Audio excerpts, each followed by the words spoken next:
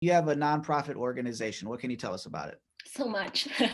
Okay, so it started with the, like I told you, the Clinton Foundation. It started there, and that idea of fighting against abuse and violence. That how it all started. But now that I'm thinking back, it was more focused on another form of abuse that people don't often talk about, which is emotional abuse and psychological abuse. And actually, I want to ask you, is that something that you often hear, emotional or psychological abuse?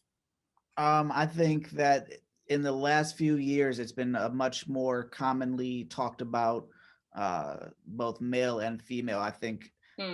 especially in America, you have that kind of mentality of I'm a guy, I'm just stone faced, no Yeah, emotion, heart, yeah, manly man. yeah. I think nowadays it's a much more common topic of, or even jobs now are giving emotional health days where it used to just be actual sick leave. Yeah, yeah, exactly. So that's something that here I saw that it's starting a little bit, but in so many other countries where actually emotional abuse is the norm. When I say the norm, is the social norm where people don't even think that it's a problem in the first place. So I saw that in my country. I was going through my training as an educator in my community college, and I learned about the signs of what's emotional abuse basically, and that was an eye opener for me because that's when I was like, oh my gosh, all my life that's what I was going through, or that was my life, my usual life, but I never realized it was a problem until I knew it was a problem. And that's the first thing because I didn't have the vocabulary to put on that type of behaviors or act. And then when I learned about it, I started to realize so many things. I went through like frustration, realization, being angry at myself, being angry at, even my parents at some point. But then I realized that actually they went through something similar. Through my research, I found out that it was a cycle, that someone who has experienced that type of abuse is always more likely to do the same thing to the next generation. And it was more a feeling of empathy that I had after that. And through my research, I also found that in Madagascar, 80% of children go through the same thing, which is 80%. Can you imagine? It's almost 9 million of children going through that. And that's not even the thing. Like emotional abuse is one thing, but once you look at the consequences that that can have on someone's sense of identity, dignity, self-esteem, mental health, and how it can affect one person. And if you really look, like if you try to use that same I would say theory on the whole country, how would the economy, the development of a country would be? And some of my thought was like, maybe that's why our country is like that we're still like in development basically. And I looked into it and I talked to many psychologists, and most of the answers that I got was yes, that can be one of the reasons why. So that's why I'm all about talking about it, first of all, to let people know that it is a problem.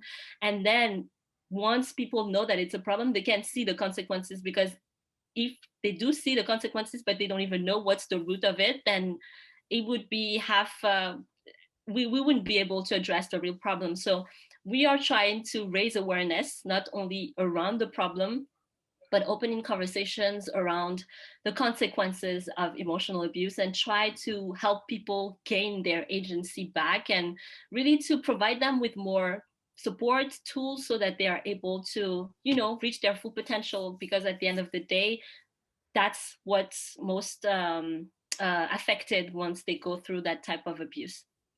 And you mentioned that it's kind of just a cycle that one generation kind of almost hands down the abuse like it's a family relic. Yeah. Is in your research, has there been anything that you've kind of been able to find a correlation of a way that people could kind of break that cycle and get away from it? Yeah, so it's healing, basically healing, knowing that it's the problem, that they are going through it, and now being, first of all, self-aware that it happened to them, and being consciously and voluntarily wanting not to reproduce that. So going into because people do it without even noticing that they are replicating the same thing in the next generation. So that's what we do at Women. We're trying to break it with us because we are more aware now. And I think all of the people that we have been able to touch with our mission now they have another lens when it comes to like seeing someone trying to abuse someone else, or even being aware of ourselves being abusing ourselves with, you know, negative thoughts, or just like seeing that in other relationships. So I think that's the first step, letting people know about it. And one of the solutions that we are also suggesting is to provide people with tools based on social emotional learning, like I told you earlier, because when people know their own emotions, when they're allowed to express them, to see the same emotions in other people, they create like more, they build more empathy, and they are able to say and be like more empathetic and be more kind to one another. And that's where emotional abuse is most of the time, because we're not able to express ourselves in healthier ways, in ways that are like mean, in ways that are making people feel that they are not enough. So all of that, we're trying to provide those tools and that awareness, and that type of like, oh, it's time to think about how we are behaving towards ourselves, but also towards other people's, with our words or with our negligence or silence sometimes, like you said earlier, when